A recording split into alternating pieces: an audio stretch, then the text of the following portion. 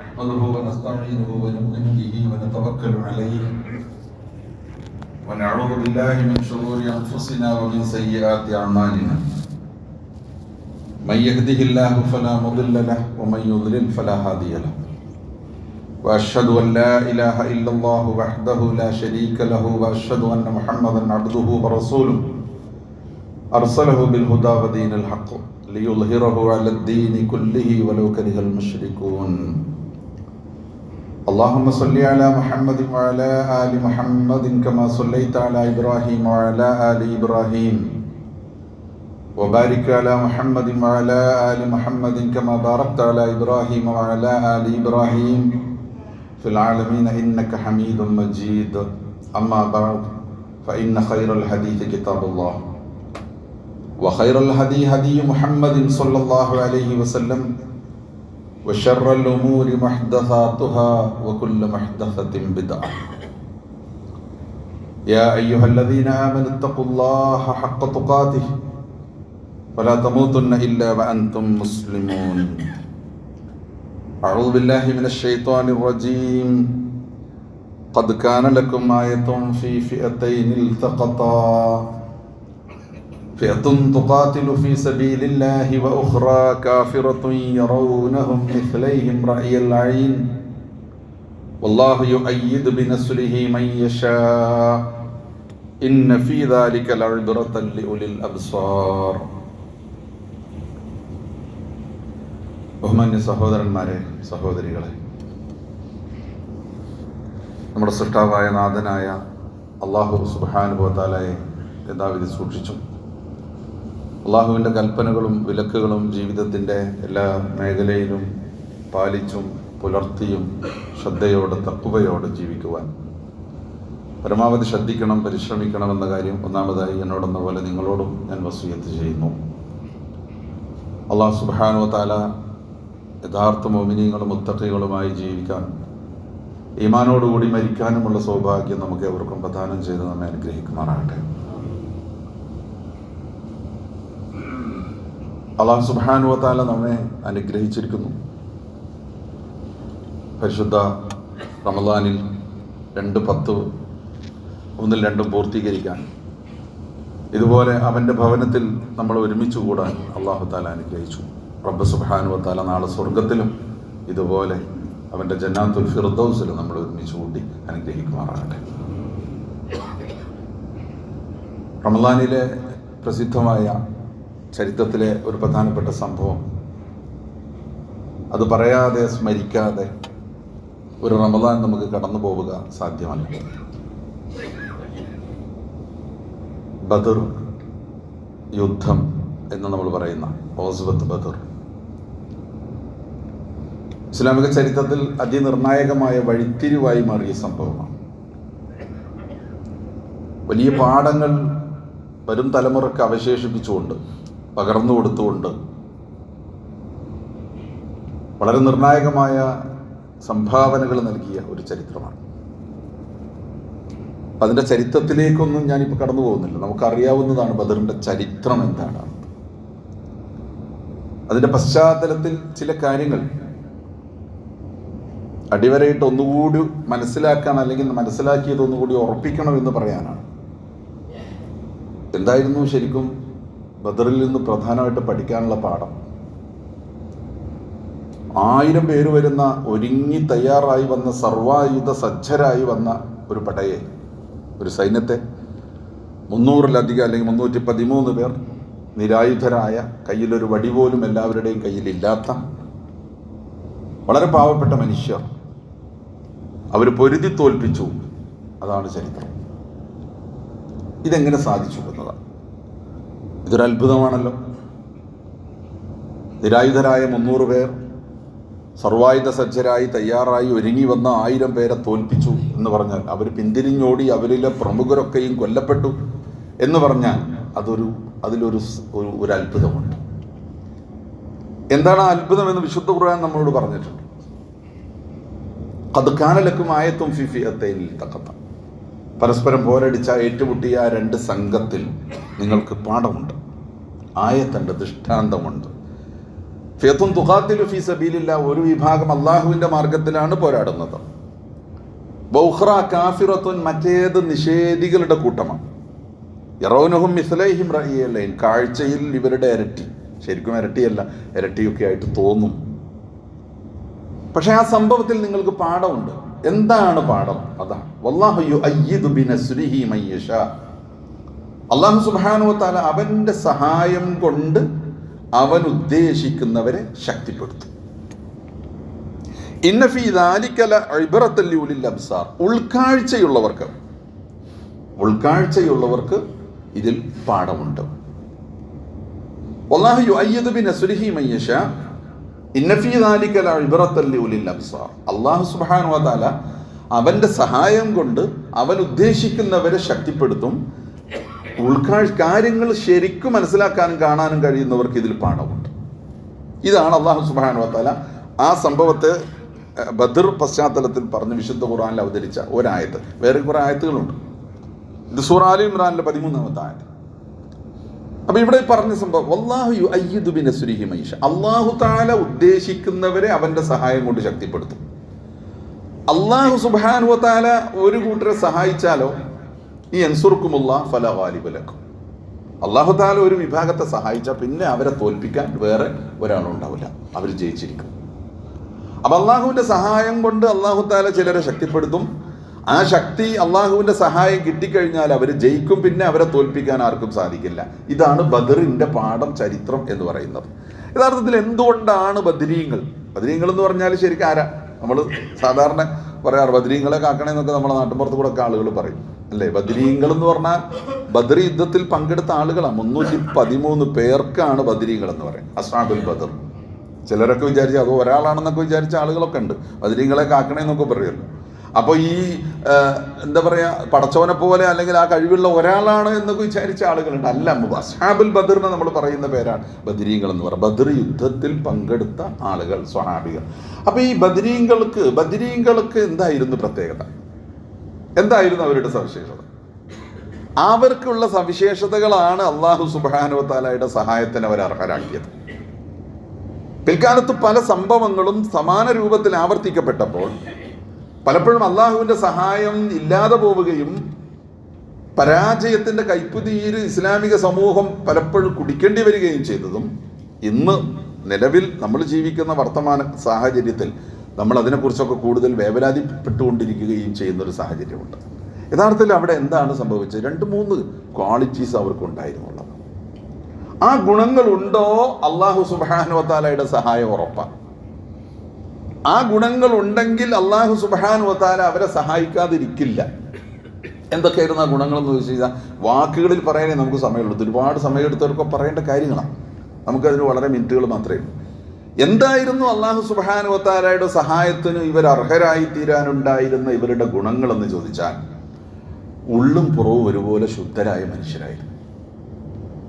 വാക്കും പ്രവൃത്തിയും തമ്മിൽ അന്തരം ഉണ്ടായിരുന്നില്ല. ഞങ്ങൾ വിശ്വസിച്ചിരിക്കുന്നു എന്ന് പറഞ്ഞാൽ വിശ്വസിച്ചിരിക്കുന്നു തന്നെ. പ്രവാചകരെ ഞങ്ങൾ അങ്ങയുടെ കൂടെ ഉണ്ട് എന്ന് പറഞ്ഞാൽ കൂടെ ഉണ്ട് എന്ന് തന്നെയാണ്. മുഹാജിറുകളും അൻസാറുകളും മാറി മാറി അവർ രണ്ട് ഭാഗത്തിൻ്റെയും പ്രതിനിധികൾ.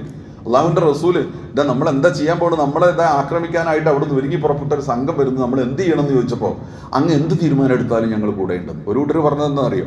ഞങ്ങൾ അങ്ങയോടൊപ്പം വിശ്വസിച്ച് വന്നിട്ടുള്ളത് അങ്ങയിൽ വിശ്വസിച്ചുകൊണ്ടാണ്.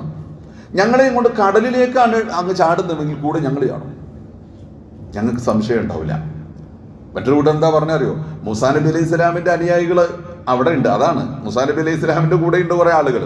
വിശ്വസിച്ചു എന്ന് പറഞ്ഞിട്ടുണ്ട്, പക്ഷെ വിശ്വസിച്ചിട്ടില്ല. കൂടെ ഉണ്ട് എന്ന് പറഞ്ഞു, പക്ഷെ കൂടെ ഇല്ല. ഇദ്ഹബ് അന്ത റബ്ബുക ഫഖാതില ഇന്ന ഹാഉനാ ഖായിദൂൻ.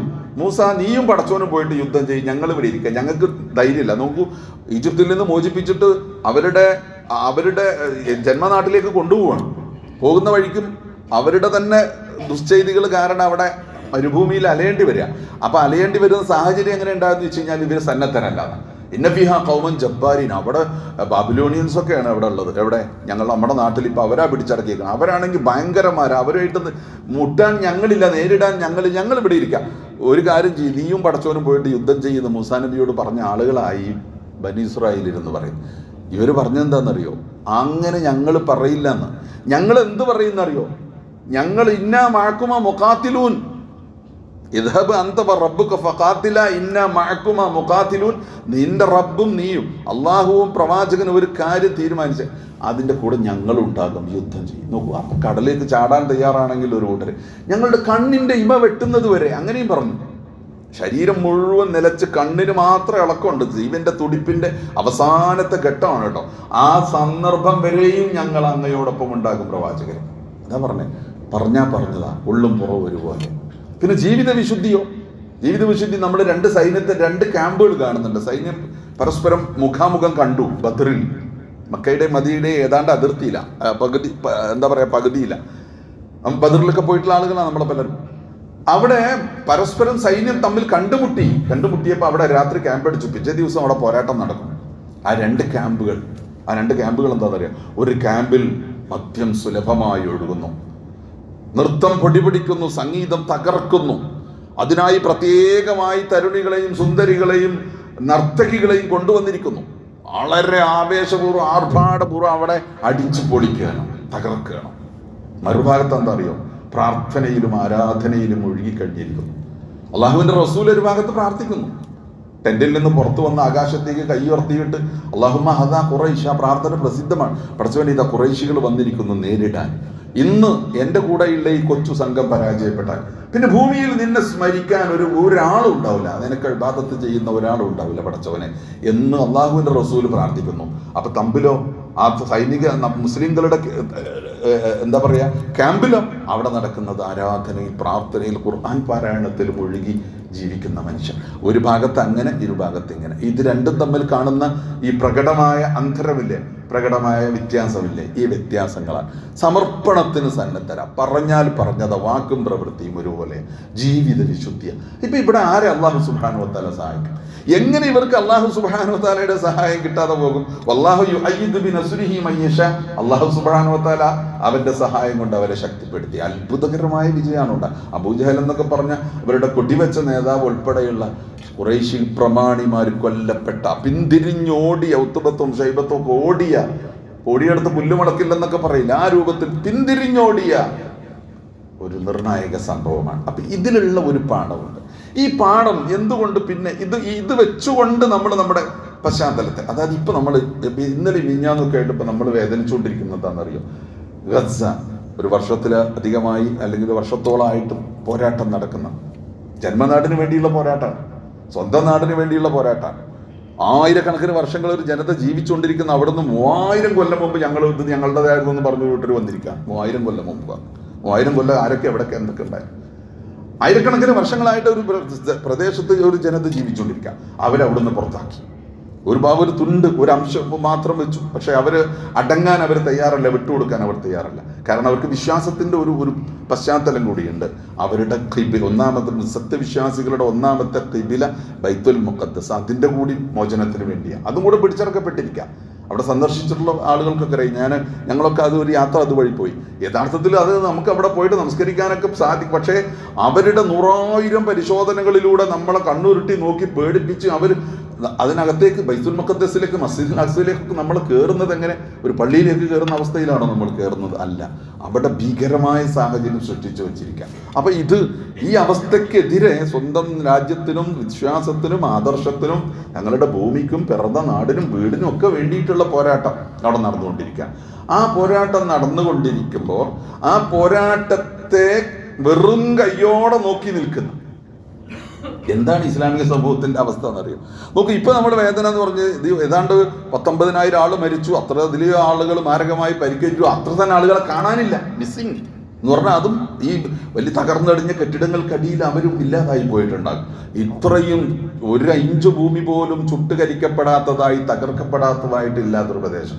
എന്നാൽ തൽക്കാലം ഒരു വെടിനിർത്തലും ഒരു കരാറിന്റെ അടിസ്ഥാനത്തിൽ ഒരു പക്ഷേ ഈ ഹമാസിന്റെ അല്ലെങ്കിൽ ഫലസ്തീൻ പോരാളികളുടെ വിജയം എന്ന് നമ്മൾ പറയുന്ന രൂപത്തിൽ തൽക്കാലം ഒരു വെടിനിർത്തലൊക്കെ ഉണ്ടായി. പക്ഷേ ചരിത്രം എന്ന് പറയുന്ന ഖുർആൻ നോക്കിയാൽ അറിയാം, വഞ്ചനയുടെ ചരിത്രം ഇവരുടെ ചരിത്രം, ചതിയുടെ ചരിത്രമാണ് ഇവരുടെ ചരിത്രം. വാക്കും പ്രവൃത്തിയും തമ്മിൽ ബന്ധമല്ല, അല്ലെങ്കിൽ വാക്ക് പറഞ്ഞാൽ പാലിക്കൂല. ഖുർആൻ അവരെ നിരൂപിച്ചുകൊണ്ട് തന്നെ പറഞ്ഞത് ഇതാ, നിങ്ങളുടെ കുഴപ്പം എന്ന് പറഞ്ഞാൽ ഇതാ. അപ്പൊ ഈ ചതി വഞ്ചന വീണ്ടും അവിടെ ആവർത്തിക്കപ്പെടുകയും ഒന്നുമില്ലാത്ത മനുഷ്യരെ ഒന്നിച്ചു വന്നിട്ട് ക്രൂരമായിട്ട് കൊലപ്പെടുത്തി ഈ കരിച്ചു കളയുന്ന വിധം 400, 500 ഒക്കെ ആയിട്ട് പിഞ്ചു കുഞ്ഞുങ്ങൾ ഉൾപ്പെടെ കൊല്ലപ്പെട്ടപ്പോൾ എൻ്റെ പോയിന്റ് എന്താണെന്നറിയോ? അതിന് ചുറ്റും നിൽക്കുന്ന, അല്ലെങ്കിൽ ഈ ഒരു കൊല്ലമായിട്ട് ഇതിന് ചുറ്റും, ഈ രാജ്യത്തിന്, ഈ പ്രദേശത്തിന് ചുറ്റും നിൽക്കുന്ന മനുഷ്യരാരാന്നറിയോ? രാജ്യങ്ങൾ ഏതാണെന്നറിയോ? അതാണ് പ്രശ്നമെന്ന് പറയുന്നത്. ഈ ഒരു പറ്റം ആളുകൾ അവിടെ നമുക്കൊരു മാതൃക കാണാൻ സാധിക്കുന്നുണ്ട്. അവർ വീറും വാശിയും പതിറ്റാണ്ടുകളായിട്ട് പ്രതിരോധത്തിൽ, മര്യാദക്കൊരു ഭക്ഷണ സാധനം പോലും കിട്ടാൻ വകയില്ലാത്ത വിധം പ്രതിരോധത്തിലകപ്പെട്ട അവർക്ക് സാധ്യമായതൊക്കെയും ചെയ്യുന്നുണ്ട്. സിൻവാറിന്റെ വടി എന്നൊരു പ്രയോഗം തന്നെ ഉണ്ട്. സിൻവാറിന്റെ വടി എന്നത് പോലെ അറബിയിലൊരു പ്രയോഗമായിട്ട് മാറിയിരിക്കുക എന്ന് പറഞ്ഞാൽ സാധ്യമായത് ചെയ്തു. തനിക്ക് നേരെ വരുന്ന ഡ്രോണിനെതിരെ ഒരു വടിയെ എറിഞ്ഞിട്ട് അവസാനത്തെ നിമിഷം സാധ്യമായത് അവര് ചെയ്തിട്ട് അവര് പ്രതിരോധിക്കാനും തങ്ങളുടെ വിശ്വാസം, ആദർശം, തങ്ങളുടെ പുണ്യഭൂമി, തങ്ങളുടെ ജന്മഭൂമി പിടിച്ചെടുക്കാനൊക്കെ അവർ ശ്രമിക്കുന്നുണ്ട്. പക്ഷെ ഇതിനെയൊക്കെ വളരെ നിർവികാരമായി നോക്കി നിൽക്കുക, എന്തോ 1-2 വർത്തമാനങ്ങൾ മാത്രം പറയും. ഉള്ളിൽ ഇവർക്ക് ഈ പറഞ്ഞ അക്രമികൾക്ക് പിന്തുണ കൊടുത്തുകൊണ്ട് അല്ലേ, ചെയ്യാവുന്ന പറ്റും. സൈനികമായി തോൽപ്പിക്കാൻ കഴിയില്ല, ആയുധമില്ല എന്നൊക്കെ പറയാം, ശരിയായിരിക്കും. ഇനി വല്ല ആയുധം ഉണ്ടെങ്കിൽ അതിന്റെ ബട്ടൺ കിടക്കുന്ന അപ്പുറത്തായിരിക്കും, ശരിയായിരിക്കും. പക്ഷേ അതിനപ്പുറത്ത് പലതും ചെയ്യാൻ പറ്റുമല്ലോ, ഒന്നും ചെയ്യാതെ. ഇപ്പൊ ഇതാണ് വിശ്വാസികളുടെ സമൂഹ അവസ്ഥയെങ്കിൽ ഈ അവസ്ഥയിൽ എങ്ങനെയാണ് ഒരു സമൂഹം അതിജീവിക്കുക? ഇതിന്റെ പ്രധാനപ്പെട്ട പ്രശ്നം എന്താണ്? റസൂലുള്ളാഹി സ്വല്ലല്ലാഹി അലൈഹി വസല്ലം പറഞ്ഞ ഒരു ഹദീസ് നമ്മളെപ്പോഴും കേൾക്കുന്ന ഒരു ഹദീസില്ല. ഒരു കാലം വരും, അന്ന് നിങ്ങളെ ഭക്ഷണത്തളികയിൽ നിന്ന് ആളുകൾ ഭക്ഷണം കൊത്തി വലിച്ചെടുക്കുന്ന പോലെ. ആടിനെ പുഴുങ്ങി വെച്ചിട്ട് കൊണ്ടുവന്നില്ല, അറബികൾക്ക് വേഗം മനസ്സിലാവും. മുഴുവൻ ആടിനെയും പുഴുങ്ങി വെച്ചിട്ട് കൊണ്ടുവന്ന് വെക്കും, എന്നിട്ട് 4 ഭാഗത്തൊന്നും വലിച്ചെടുത്തിട്ട് തിന്നും. നമ്മൾ ചിക്കനൊക്കെ ഫുള്ളോട് വെച്ചിട്ട് 4 ഭാഗത്തൊന്നും എടുത്തിട്ട് നമ്മൾ തിന്നൂല്ലേ, വട്ടത്തിൽ ഇരുന്നിട്ട് നമ്മൾ തിന്നും അല്ലേ, ഷവായൊക്കെ കൊണ്ടുവച്ചിട്ട് തിന്നും. ഭക്ഷണത്തളികയിൽ നിന്ന് ഭക്ഷണം വലിച്ചെടുക്കുന്നത് പോലെ, കൊത്തി വലിച്ചെടുക്കുന്നതും വലിച്ച് കീറിയെടുക്കുന്നത് പോലെ നിങ്ങൾ കീറിയെടുക്കപ്പെടുന്ന ഒരു കാലം വരും. സ്വഹാബികൾ അത്ഭുതപ്പെട്ടു, അങ്ങനെയൊന്നും നടക്കാൻ പോകുന്നില്ല. ഞങ്ങളോ ഞങ്ങളുടെ എണ്ണം കുറവായതുകൊണ്ട് സംഭവിക്കാൻ പോകുന്നതാണോ? എണ്ണം നിങ്ങൾ ധാരാളം ഉണ്ടാവും, പക്ഷെ നിങ്ങളുടെ പ്രശ്നം എന്തായിരിക്കുക? നിങ്ങൾ മലവെള്ളത്തിലെ നൊരയും പതയും പോലെയായിരിക്കും, പൊങ്ങുതടി പോലെയായിരിക്കും. നിങ്ങൾക്ക് ഹിമ്മത്തില്ല, നിങ്ങൾക്ക് ഇസ്സത്തില്ല, നിങ്ങൾക്ക് വിശ്വാസത്തിന്റെയും ആദർശത്തിന്റെയും കൂട്ടില്ല. നിങ്ങൾക്ക് ദുനിയാവിനേക്കാൾ പ്രധാനം പരലോകമല്ല, മറിച്ച് പരലോകത്തെക്കാളും പ്രധാനം നിങ്ങൾക്ക് ദുനിയാവാണ്. നിങ്ങൾക്ക് ദീനിനേക്കാൾ പ്രധാനം ദുനിയാവാണ്, ദുനിയാവിനേക്കാൾ നിങ്ങൾ ദീനിനെ പരിഗണിക്കുന്നില്ല. റസൂലുള്ളാഹി സ്വല്ലല്ലാഹി അലൈഹി വസല്ലം തിരുമേനി പറഞ്ഞ വാക്കെന്താണെന്നറിയോ? എന്തുകൊണ്ട് നിങ്ങൾ ഇങ്ങനെ കൈകാര്യം ചെയ്യപ്പെടുന്നറിയോ? ഹുബ്ബു ദുനിയ. അന്ന് നിങ്ങളെ 2 നിന്ദത നിങ്ങളെ ബാധിച്ചിട്ടുണ്ടാകും. ഹുബ്ബു ദുനിയ വ കറാഹിയത്തുൽ മൗത്ത്. ഹുബ്ബു ദുനിയ, ദുനിയാവിനോടുള്ള പ്രേമം. ഇവിടെ അടിച്ചു പൊളിക്കണം, സൂക്ഷിക്കണം. നോക്കൂ, നിങ്ങൾ ആരെയും കുറ്റപ്പെടുത്താനൊന്നും അല്ല നമ്മൾ പറയണം. ഈ ഒരു ഭാഗത്ത് ഇവിടെ ഇങ്ങനെ പാവങ്ങൾ ചുട്ടുകൊല്ലപ്പെടുമ്പോൾ മറുഭാഗത്ത് ദേശീയ ദിനം മറ്റെന്നൊക്കെ പറഞ്ഞുകൊണ്ട് നടന്നുകൊണ്ടിരുന്ന ആഘോഷങ്ങളും ഉത്സവങ്ങളൊക്കെ നമ്മൾ ശ്രദ്ധിച്ചിട്ടുണ്ടാകും പല ഭാഗങ്ങളിൽ അല്ലേ. നിങ്ങൾ ദുനിയാവിന്റെ പൂജകരായി, അക്ഷരാർത്ഥത്തിൽ ദുനിയാ പൂജകരായിട്ട് മാറിയിരിക്കും. മരണവും പരലോകവും അതൊക്കെ നിങ്ങൾക്ക് വെറുപ്പാണ്. നിങ്ങൾ പറയുന്നത് കേൾക്കാൻ പോലും നിങ്ങൾക്ക് ഇഷ്ടമല്ല. ആ അവസ്ഥയിൽ നിങ്ങളെ നിന്യത പിടികൂടി കഴിഞ്ഞാൽ നിങ്ങളെ പിച്ചി കീറും എന്ന് റസൂലുള്ളാഹി സ്വല്ലല്ലാഹി അലൈഹി വസല്ലം പറഞ്ഞു. അതാണ് അവസ്ഥ. അപ്പൊ എന്താണ് ശരിക്കും ഇതിലുള്ള പാഠമെന്നറിയോ?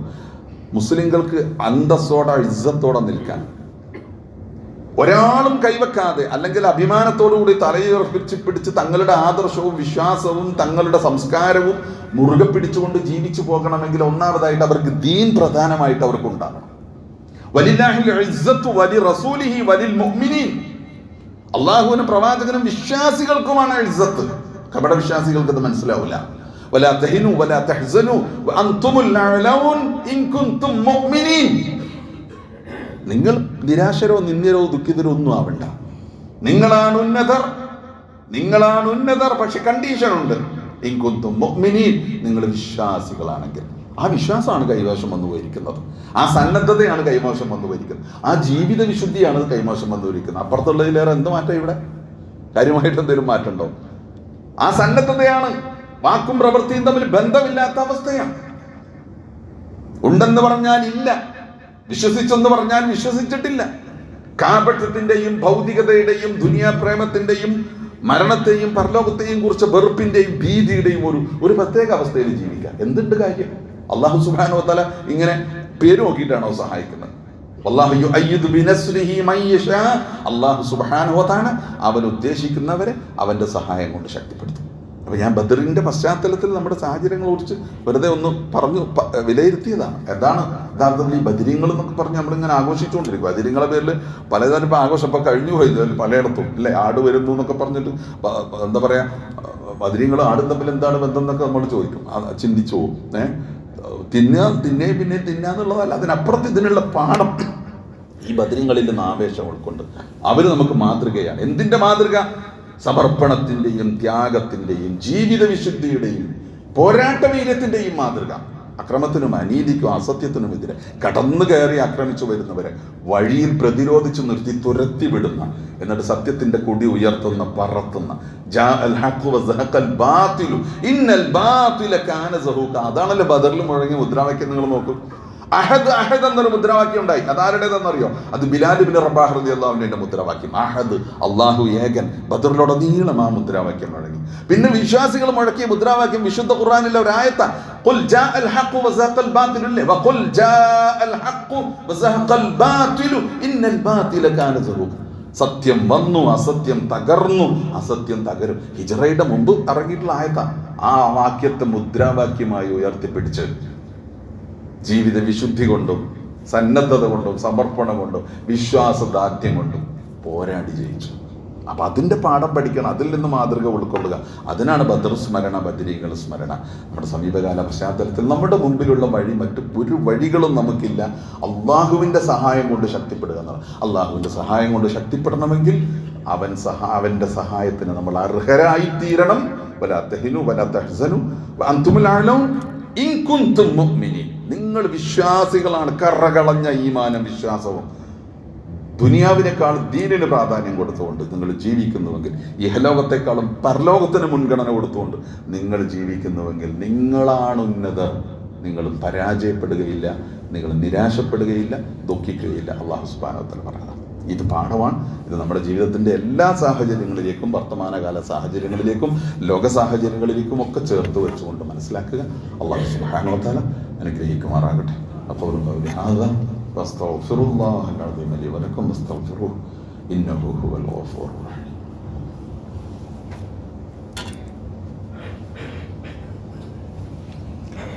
അൽഹംദുലില്ലാഹ് അല്ലദീ ഹദാനാ ലിഹാദാ വമാ കുന്നാ ലിനഹ്തദിയ ലൗലാ അൻ ഹദാനല്ലാഹ്.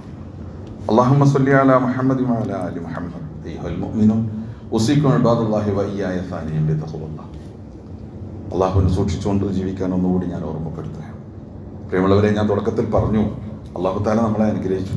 ആ അനുഗ്രഹം കൊണ്ട് നമ്മൾ 10 ദിവസം അല്ലേ, 2-10 അല്ലെങ്കിൽ റമദാനിലെ 3-2 നമ്മളിവിടെ അള്ളാഹുവിൻ്റെ അനുഗ്രഹങ്ങളുടെ അടിസ്ഥാനത്തിൽ നമ്മൾ ജീവിച്ചു, നോമ്പെടുത്ത് നമസ്കരിച്ച്. അങ്ങനെ ഇനി നമുക്ക് വരാൻ പോകുന്നത് ഏറ്റവും പ്രധാനപ്പെട്ട 10 ദിവസങ്ങളാണ്. ആ ദിവസത്തിന്റെ പ്രത്യേകതകളെ സംബന്ധിച്ച് ധാരാളം നമ്മൾ കേട്ടിട്ടുണ്ട്. വെറുതെ ഒന്നുകൂടി ഓർമ്മപ്പെടുത്താം. ഇന്നാ അൻസൽനാഹു ഫീ ലൈലത്തിൽ ഖദ്ർ, ഇന്നാ അൻസൽനാഹു ഫീ ലൈലത്തിൽ ഖദ്ർ വമാ അദ്റാക മാ ലൈലത്തുൽ ഖദ്ർ ലൈലത്തുൽ ഖദ്രി ഖൈറും മിൻ അൽഫി ശഹർ. 1000 മാസങ്ങളേക്കാൾ, ഏതാണ് 85 വർഷം വരുന്ന 85 വർഷത്തേക്കാൾ ഒരു മനുഷ്യൻ 85 കൊല്ലം ജീവിച്ചാൽ അയാൾ അത്രയും കാലം അമലുകൾ ചെയ്തിട്ടുണ്ടെങ്കിൽ അതിനേക്കാളും അതുല്യമായ അവസ്ഥയിൽ 1000 മാസങ്ങളേക്കാൾ പുണ്യമുള്ള രാവുള്ള ലൈലത്തുൽ ഖദ്ർ അല്ലെ. ലൈലത്തുൽ ഖദ്ർ റമദാനിലാണ്. അത് അവസാനത്തെ 10-ൽ കൂടുതൽ നിങ്ങൾ പ്രതീക്ഷിക്കണം. റസൂലുള്ളാഹി സ്വല്ലല്ലാഹി അലൈഹി വസല്ലം തിരുമേനിയെക്കുറിച്ച് ആയിഷ റളിയല്ലാഹു അൻഹ എന്താ പറഞ്ഞതെന്നറിയോ? കാരണം റസൂലുള്ളാഹി സ്വല്ലല്ലാഹി അലൈഹി വസല്ലം ഇദാ ദഖലൽ അശ്റു അഹിയൽ ലൈൽ, നബി സല്ലല്ലാഹു അലൈഹി വസല്ലം അവസാനത്തെ 10 ദിവസം ആയിക്കഴിഞ്ഞാൽ രാത്രി മുഴുവൻ ഹയാത്താക്കും. രാത്രി ഹയാത്താക്കാന്ന് പറഞ്ഞാൽ എന്താ? നമ്മളെ കുട്ടികൾ പോലെ രാത്രി ഹയാത്താക്കുന്നുണ്ട്. അങ്ങനെ ജ്യൂസ് കടകളിലും മറ്റേ കടകളും റമദാൻ സ്പെഷ്യൽ കുറേ കടകളുണ്ട്. നേരം പോലും എന്താ നൈറ്റ് വൈബ്, അത് വേറെ ഹയാത്താക്കല. മക്കളെ നാശമാണ്. അള്ളാഹുവിന് വേണ്ടി അവന്റെ പള്ളിയിലും ആരാധനയിലും ഈ രാത്രിയിൽ രാവുകളെ ഹയാത്താക്കൂ. അള്ളാഹിന്റെ റസൂല് അഹിയൽ ലൈൽ വഅയ്ഖദ അഹ്ല, രാത്രി ഹയാത്താക്കും, നമസ്കരിച്ചുകൊണ്ടേയിരിക്കും, ഖുർആൻ ഓതിക്കൊണ്ടേയിരിക്കും, പ്രാർത്ഥിച്ചുകൊണ്ടേയിരിക്കും, ദിക്റുകൾ ചൊല്ലിക്കൊണ്ടേയിരിക്കും. ഇതൊക്കെയാണ് ഹയാത്താക്കുക എന്ന് പറഞ്ഞാൽ. കുറച്ചൊക്കെ ഉറങ്ങണം. പിന്നെ വായിക്കല്ലാഹിലെ കുടുംബത്തേക്ക് വിളിച്ചുണർത്തും. ഇങ്ങനെ ഉറങ്ങിയാൽ പറ്റൂല. അവസാനത്തെ 10 അവസാനത്തെ ദിനരാത്രങ്ങളാണ്. എണീറ്റു, നമസ്കരിക്കൂ, ഖുർആൻ ഓതൂ, പ്രാർത്ഥിക്കൂ. മുണ്ട് മുറുക്കിയെടുക്കുന്നു. മുണ്ട് മുറുക്കിയെടുക്കാൻ നമുക്ക് മനസ്സിലാവില്ല. ഒരുങ്ങും. അങ്ങനെ ഒരുങ്ങി രാവിലെ ഹയാത്താക്കി കുടുംബത്തെ വിളിച്ചുണർത്തി. അള്ളാഹുവിൻ്റെ റസൂല് അങ്ങനെയായിരുന്നു അവസാനത്തെ 10 ദിവസങ്ങളിൽ എന്ന് ബുഖാരിയും മുസ്ലിമും റിപ്പോർട്ട് ചെയ്തിട്ടുള്ള ഹദീസ്. അപ്പോൾ നമുക്ക് ആ ഒരു സന്ദർഭം എന്നിരിക്കാം. പരമാവധി രാവിലെ ഹയാത്താക്കാനും പരമാവധി സൽക്കർമ്മങ്ങൾ, നമസ്കാരം കൂടുതലായിട്ട് നിർവഹിക്കുന്ന നീണ്ട പ്രാർത്ഥനകൾ, ഖുർആൻ പാരായണം, ദിക്റുകൾ, നല്ല കാര്യങ്ങൾ, സൽക്കർമ്മങ്ങളൊക്കെ അതിനുള്ള അവസരമാണ്. ഇത് നമുക്ക് കിട്ടുന്ന അവസാനത്തെ ചാൻസാണെന്ന് ഓർത്തിരിക്കുക. ഇനി അടുത്ത കൊല്ലം വന്നിട്ട് വേണം അന്ന് ആരൊക്കെ എന്തൊക്കെ ആർക്കറിയാം. അള്ളാഹു സുബ്ഹാനഹു വ തആല നമുക്ക് തന്ന അവസരം ഏറ്റവും നല്ല രൂപത്തിൽ ഉപയോഗപ്പെടുത്തുക. അള്ളാഹു നമ്മളെ അനുഗ്രഹിക്കുമാറാകട്ടെ. അള്ളാഹു ഞങ്ങളെ അനുഗ്രഹിക്കണേ തമ്പുരാനെ. ഞങ്ങളുടെ പാപങ്ങൾ പുറത്തു തരണേ നാഥ. ദീർഘായുസ്സും ആരോഗ്യവും നൽകണേ തമ്പുരാനെ. പടച്ചവനെ, ഈ പരിശുദ്ധ റമദാനിൽ വിജയിക്കുന്നവരുടെ കൂട്ടത്തിൽ, പാപം പൊറുക്കപ്പെടുന്നവരുടെ കൂട്ടത്തിൽ, നരകത്തിൽ നിന്ന് വിമോചിപ്പിക്കപ്പെടുന്നവരുടെ കൂട്ടത്തിൽ, സ്വർഗത്തിൽ പ്രവേശിപ്പിക്കപ്പെടുന്നവരുടെ കൂട്ടത്തിൽ ഞങ്ങളെ ഉൾപ്പെടുത്തണേ തമ്പുരാനെ. പടച്ചവനെ, ഞങ്ങളുടെ കൂട്ടത്തിൽ രോഗം കൊണ്ട് വിഷമിക്കുന്നവരുണ്ട് നാഥ. ചിലർ പ്രത്യേകം പ്രാർത്ഥിക്കാൻ ആവശ്യപ്പെട്ടിരിക്കുന്നു. മാരക രോഗങ്ങൾ ചിലർ പരീക്ഷിക്കപ്പെടുന്നു. പേരൊന്നും നമ്മൾ പറയണ്ട, നമ്മൾ പ്രാർത്ഥിക്കും. അല്ലാഹു സുബ്ഹാനഹു വ തആല നാഥ ശിഫ നൽകണേ തമ്പുരാനെ, ശിഫ നൽകണേ നാഥ. നീയാണ് ശിഫ നൽകുന്നവൻ. അല്ലാഹുമ്മ ശ്ഫി അൻത ശാഫി ലാ ശിഫാ ഇല്ലാ ശിഫാ ശിഫാഅൻ താമ്മൻ ലാ യുഗാദിറു സഖമ. നാഥ ശിഫ നൽകി അനുഗ്രഹിക്കണേ തമ്പുരാനെ. പടച്ചവനെ, ഞങ്ങളുടെ കൂട്ടത്തിൽ നിന്ന് മരണപ്പെട്ടു പോയവരെ ഞങ്ങൾ ഓർക്കുന്നു നാഥ. അവരുടെ ഖബറുകളെ വിശാലമാക്കി കൊടുക്കണേ തമ്പുരാൻ. അവരുടെ ഖബർ സ്വർഗീയ അനുഭവമാക്കി കൊടുക്കണേ തമ്പുരാനെ. അവരുടെ ഖബറിലേക്ക് സ്വർഗത്തിന്റെ കവാടം തുറന്നു കൊടുക്കണേ നാഥ. ഞങ്ങളുടെ പ്രിയപ്പെട്ടവരോടൊപ്പം നിന്റെ ജന്നാത്തുൽ ഫിർദൗസിൽ ഞങ്ങൾ ഒരുമിച്ച് കൂട്ടണേ തമ്പുരാൻ. പടച്ചവനെ, ഞങ്ങളുടെ സഹോദരങ്ങൾ ഫലസ്തീനിൽ, ഗസയിൽ ഭീകരമായ അവസ്ഥയിൽ വേട്ടയാടപ്പെട്ടുകൊണ്ടിരിക്കുകയാണ് നാഥ. അവരൊരു തെറ്റും ചെയ്തിട്ടില്ല.